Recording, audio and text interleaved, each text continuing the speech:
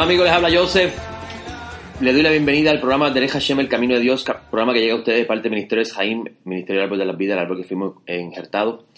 Le doy gracias al Todopoderoso por darme la oportunidad de una vez más de estar con ustedes.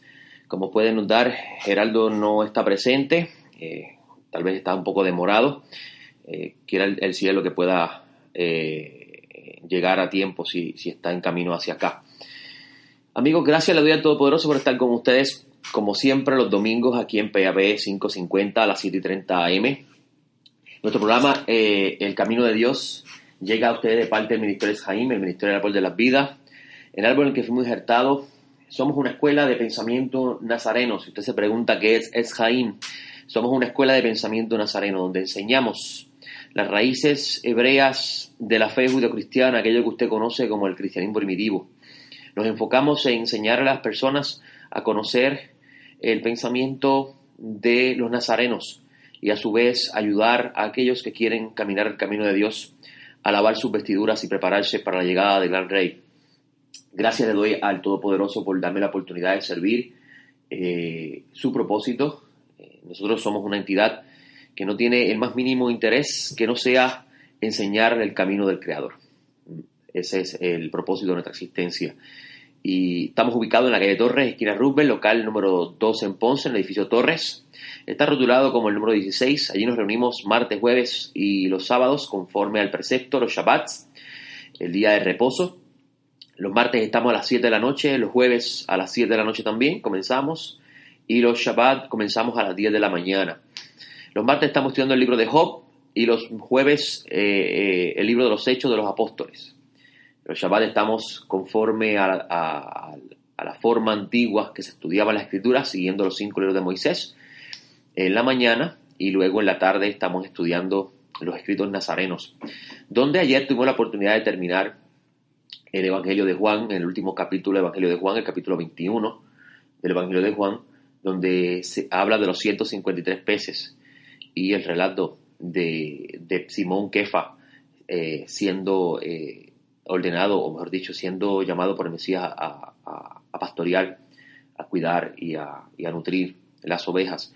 Y tuve la oportunidad de hablar sobre ese tema, un tema muy interesante. ¿Por qué 153 peces? ¿Qué importancia tiene ese número dentro de la Escritura? ¿Será casualidad que sean 153? ¿Qué es lo que Juan buscaba transmitir cuando habló de esa pesca? Amigos, el número 153 es el valor numérico de la palabra Eglaim, que se encuentra en el libro de Ezequiel capítulo 47, donde habla de las aguas que salen del umbral del santuario y corre como un río y que van a llegar hasta las aguas podridas y las va a sanar y van a haber multiplicidad de peces. Y la palabra Eglaim aparece en ese texto como uno de los lugares donde va a llegar esas aguas. Y esa palabra tiene un valor de 153 en el mundo hebreo. Las letras tienen un valor numérico. No son como nosotros, que tenemos la A como letra y el número 1 como identificación numeral. Diferente en el mundo hebreo. La letra es igual en número. Quiere decir que la Aleph, que es la primera letra del alfabeto hebreo, en su sistema numérico es 1. ¿Okay? Y las letras en la palabra Eglaim, el valor numérico es 153 y es la pesca que encontramos en el capítulo 21 de Juan está relacionado a ese texto de Ezequiel, donde obviamente luego usted va a ver que milagrosamente, podemos decir así, esos peces se convierten en ovejas, porque entonces el Mesías cambia el tema y comienza a hablar de cuidar y nutrir esas ovejas. Pero eso es una enseñanza que dimos el día de ayer y muy interesante. Se encuentra en nuestra página web, es Jaim, y también se encuentra en YouTube. Si usted desea verla, puede entrar a YouTube y encontrar nuestra página allí. En YouTube se encuentra como Etz Jaim, el árbol de las vidas. Allí va a encontrar diversidad de enseñanza, y entre ellas está Rabbi Yeshua y los peces de las aguas podridas. Le invitamos a verlo para que pueda comprender un poco lo que quiso transmitir Juan con esa enseñanza de Rabbeinu Kadosh.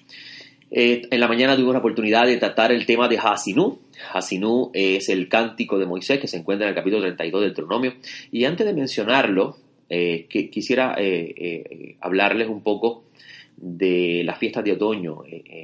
Hace unas semanas comenzamos las citas divinas de otoño que se encuentran en Levítico 23. Le invito a leer la Biblia en capítulo 23 y usted va a notar que el Eterno dice son mis santas convocaciones. Nosotros hemos pensado que esas son las fiestas judías y que no hay ninguna responsabilidad humana sobre ellas porque eso le corresponde simplemente al pueblo de Israel. Y hay cierta verdad en ello porque el pueblo de Israel es el pueblo del pacto. Pero si usted mira el texto, usted se va a dar cuenta de que las citas divinas le pertenecen al Creador. Dicen, son mías. Estas son mis santas convocaciones. Estas son las fechas importantes en el calendario de Dios. Y si usted quiere montarse en la ola profética, la ola de la revelación de los tiempos del Creador, entender el misterio del Mesías, comprender la redención, tiene que estudiar esas santas convocaciones porque están relacionadas a ellas. Para que tenga una idea, el Santo Mesías murió en Pesaj y una de las santas convocaciones es Pascua. El Espíritu descendió sobre los apóstoles el día de Pentecostés. Ese es el día de Shavuot, el día que se encuentra en el libro capítulo 23 de Levíticos, donde habla de la fiesta de las semanas, que dice que después del día número 49 habrás contado 50 días y harás acercar la ofrenda ígnea. Ese día también se recuerda el día donde el pueblo estuvo en Sinaí y el Eterno descendió con su presencia y entregó el pacto y las tablas del pacto. Y así sucesivamente con todas las festividades. Pablo de Tarso, en Colosense, hablando a los gentiles de su época, le dice que no se deben causar de cierta forma estrés por esa fiesta. Obviamente tenemos que analizar qué es lo que Pablo quiere decir con esto. Pablo viene de un mundo bien diferente al nuestro y él no estaba diciendo en ningún momento que no se debían observar y tener en cuenta estas convocaciones, sino hay una situación que está ocurriendo en las comunidades que están creciendo, que Pablo tiene que nutrir con alimento y llevarlas correctamente, porque en su época habían diferentes rivalidades con respecto a la comprensión de cómo se debían hacer las cosas, y eso pues, obviamente tendría que visitar nuestro Bet Midrash para poder aprender un poco más sobre ello. En las santas convocaciones de otoño tuvimos hace unas semanas el día de las trompetas, donde hablamos en este programa de radio en PAB, estuvimos hablando del día del juicio, el día del sonar del shofar, donde los ángeles son convocados, donde la humanidad es pesada y juzgada delante del Creador, y cómo dentro de las culturas antiguas, de las antiguas civilizaciones, existía esta idea también con respecto a que había un día en el año donde los dioses en el mundo antiguo juzgaban a los humanos, y el pueblo de Israel no estaba ajeno a esto, solamente que ellos creían que este era el único Dios y no había nadie fuera de él. El martes en la noche, todo el día del miércoles, tuvimos el día de humillación llamado Yom Kippur. Muchas personas piensan que como el Mesías pagó por nuestros pecados, la observancia de este día no es importante. Sin embargo, si estudiamos a profundidad el texto y observamos la carta de los hebreos, vemos que el Mesías nos aseguró eterna redención. Eso no significa que en ese día no haya que tenerlo en cuenta. Ese es el día donde el Creador borra las consecuencias espirituales de las acciones que realiza el humano durante el año. Y es muy interesante la Escritura, que todo el que pertenece al pueblo santo, el que no se humille en ese día será cortado, no participará de la expiación. Imagínense lo que dice el autor de Hebreo. Si violar el mandamiento de Moisés por 2 o más testigos era pena de muerte, ¿cuánto más es tener por inmunda o despreciar la expiación del Mesías, la sangre del Mesías? Yo les invito a ustedes que me escuchan a reconsiderar realmente la forma en que están andando y observando si se consideran parte del pueblo santo, del pueblo del pacto. Y hoy, con el favor del cielo, como aparece en el capítulo 23 de Levítico, comenzamos la fiesta de los tabernáculos, la fiesta donde el Eterno ordena a los israelitas y al extranjero que habita en medio de ellos. Lea el texto, amigo. Y Pablo de Tarso decía a los efesios: ustedes ya no son extranjeros, sino miembros de la familia de Dios. Le ordena al pueblo santo a observar por 7 días la festividad de los tabernáculos, donde debemos morar de forma temporera en cabañas de paja, de madera, una forma de representar muchas cosas y entre ellas lo transitorio de la vida. Las fiestas, las santas convocaciones están relacionadas al Mesías, están vinculadas a la idea de la redención. El Mesías es el plan de Dios para la redención de la humanidad, de la caída de Adán, de la caída de Israel. La redención, el Mesías es el plan oculto del Creador para la redención. Y en la fiesta de los tabernáculos, dentro de este plan de la redención del Creador, está relacionado a la era mesiánica.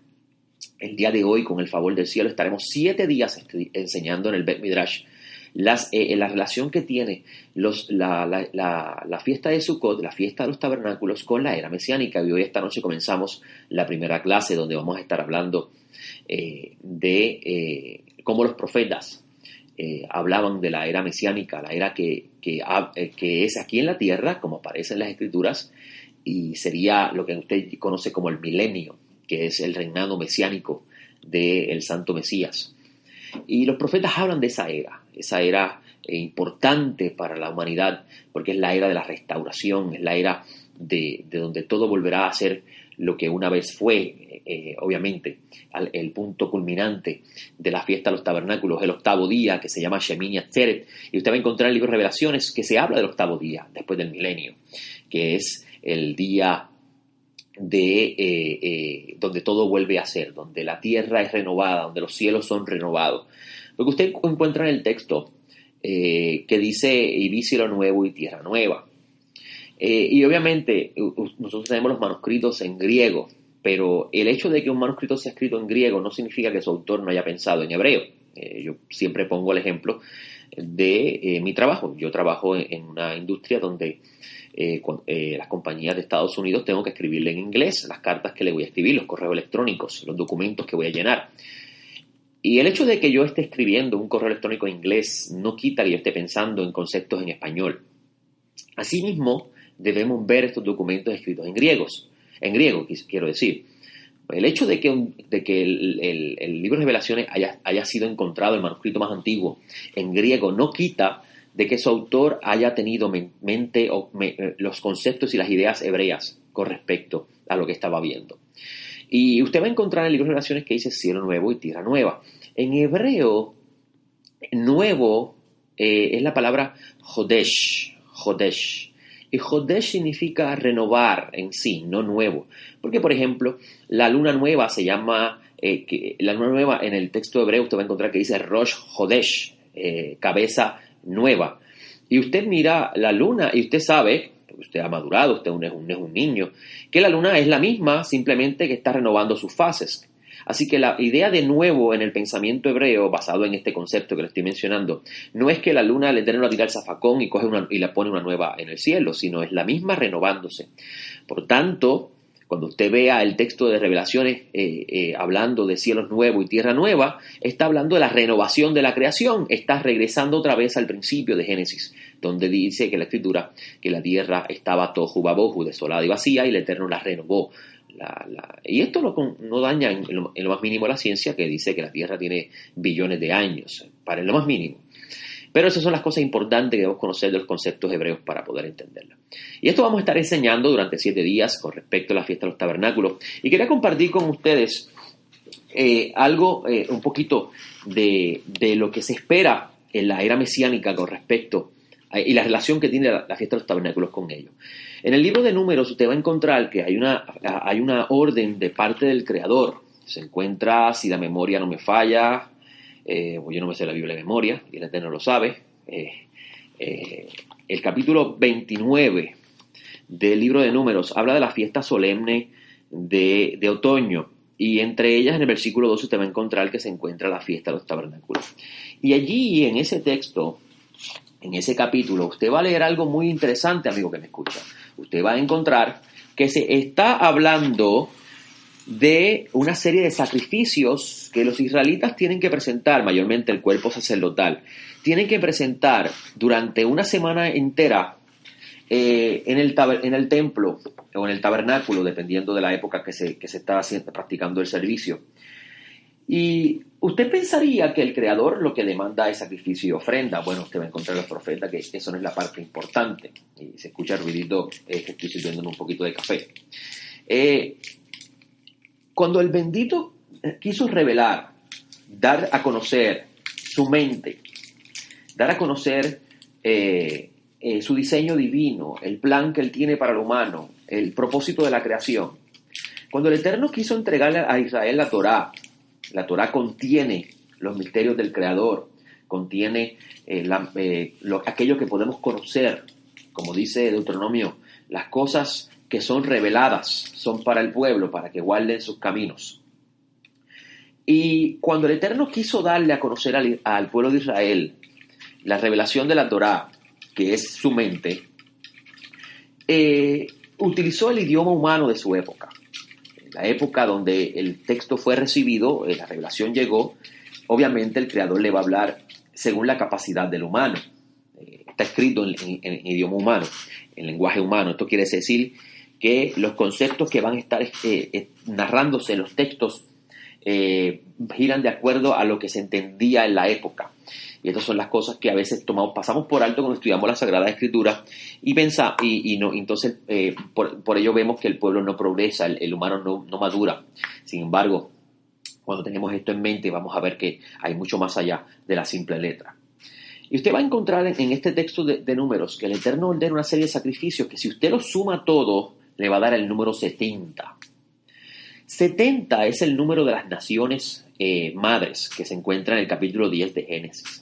En esta parashá Hasinú que discutimos el día de ayer, que es el llamado Cántico de Moisés, que se encuentra también en Revelaciones 15 con respecto a aquellos que han vencido a la bestia. Ayer tuvimos una clase muy interesante con ese tema, estuvimos 2 horas y media realmente hablando sobre ese tema y tuve que cortar la clase porque teníamos que tomar el receso, pero era mucho más. Hablamos mucho de la bestia que está en Revelaciones y no tenemos la más mínima idea de lo que está detrás de eso, porque como no estudiamos el fundamento, pues obviamente comenzamos a especular cuando comenzamos a leer.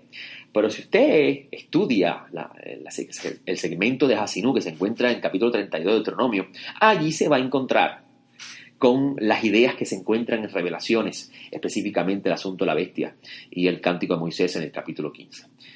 Y ayer tuvimos la oportunidad de hablar sobre eso. En Hasinú, Moisés está hablando de la redención y cómo el pueblo se iba a rebelar y cómo el Eterno iba a traerlo de nuevo con dolor y angustia para que el pueblo regresara al Todopoderoso. Pero en el capítulo 32 en este cántico de Moisés, Moisés dice algo muy interesante y es que se encuentra en el versículo 7.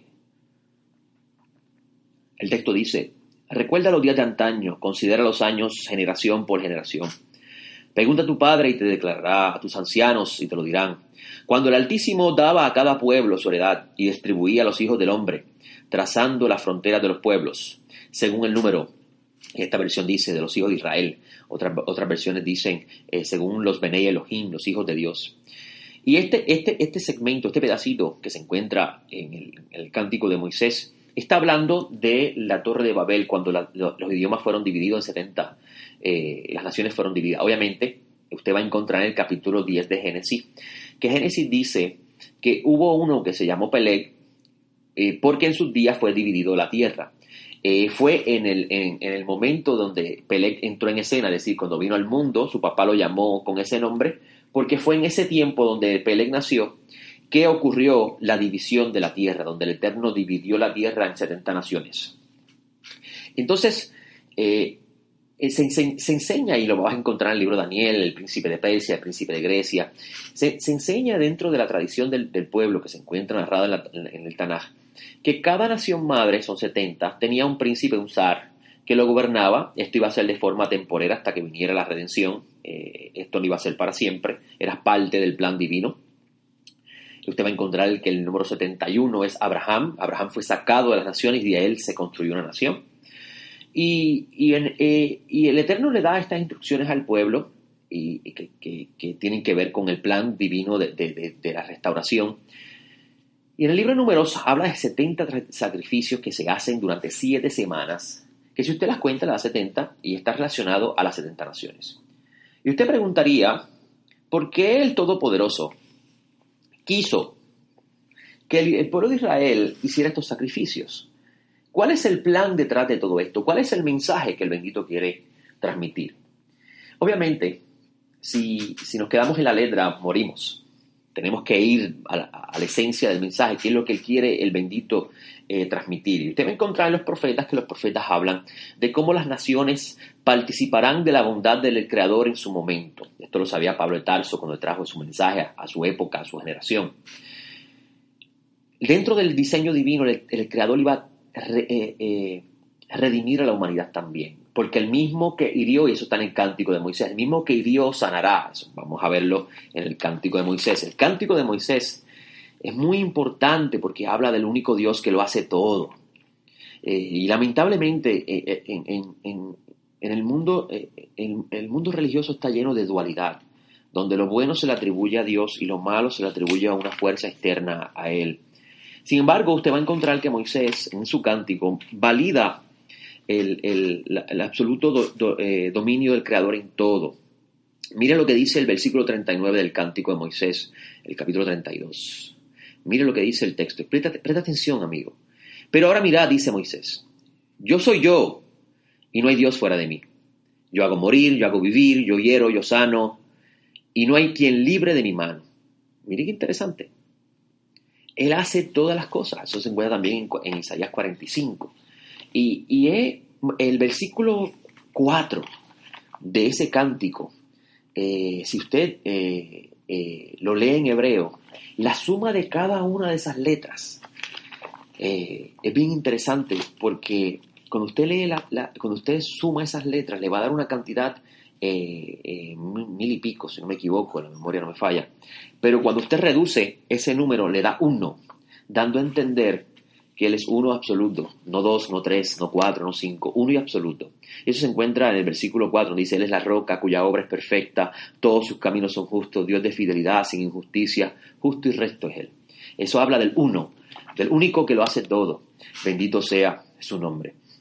Y dentro de como le dije, en la fiesta de los tabernáculos, que está relacionada a la era mesiánica, que este cántico está hablando de cierta forma de la redención, se hacían unos sacrificios para 70 naciones, y esto representa la inclusión que tendrán todos los pueblos en la redención y la era mesiánica. Usted va a encontrar que en la era mesiánica, eso se encuentra en el libro de Revelaciones, las naciones van a estar en la era mesiánica. Obviamente, en el libro de Revelaciones le dice que las naciones se le van a revelar al Mesías y vendría la consumación final.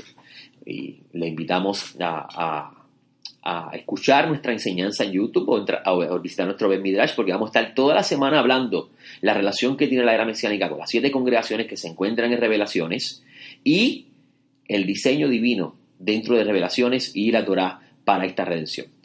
Y quería aprovechar el tiempo que me queda, porque obviamente son tantas cosas que quisiera compartir con ustedes, pero estoy limitado de espacio y tiempo. Isaías tiene una visión muy importante que está relacionado a esta redención y cómo la humanidad será redimida, cómo la humanidad también participará de la bondad del Creador. La elección de Israel, amigo, es la responsabilidad que el Creador le dio al pueblo de Israel de divulgar y transmitir la luz de la verdad al mundo. Ellos son los custodios de los oráculos y ellos tienen la responsabilidad de transmitir la verdad del único Dios al mundo, en un mundo que en su época, donde ellos reciben esa revelación, había politeísmo extremo, una creencia de multiplicidad de dioses, obviamente por una confusión de la luz. Y Israel recibe la luz del Creador que está expresada en la Torá y ellos tienen la responsabilidad de transmitir esa luz. Y por eso que usted va a encontrar en Mateo que Yeshua le dice a los judíos que están allí en ese momento escuchándolo a él, ustedes son la luz del mundo. Y eso es importante. Ellos tienen la responsabilidad de transmitir la luz. Ustedes son la sal de la tierra. Sí, dice el profeta Jeremías que si Israel llegase de hacer, entonces el cielo y la tierra también deja de ser. Y eso se encuentra en el texto que habla del nuevo pacto.